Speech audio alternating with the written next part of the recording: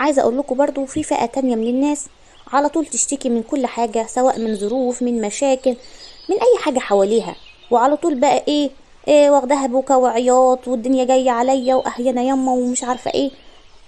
عايزة اقول لكم ان الفئة دي برضو هتفضل في نفس المعاناة دي لو ما حاولتش تخرج نفسها من اللي هي فيه، وتحط دايما في تفكيرها ان ربنا عايزنا مرتاحين منعمين، مش مخنوقين بقى ومعذبين. والله احنا اللي عاملين في نفسنا كده، او انت اللي عاملة في نفسك كده فعلا. لو فكرت في كل حاجة ربنا مديهالك هتحسي انك اغنى مخلوقة في الارض. ربنا مديكي نعم كتير لا تحصى ولا تعد. هتقولي فين يا ستي، ما انا لا معايا فلوس وعندي ديون ومش عارفة ايه. هقولك بصي لنص الكوباية المليان. انت ممكن يكون عندك صحة غيرك مش لاقيها، ممكن يكون عندك بيت، عندك اولاد، عندك ايد، عندك رجل، عندك حتى عندك السمع اللي انت بتسمعي بيه الفيديو حاليا، ومعاكي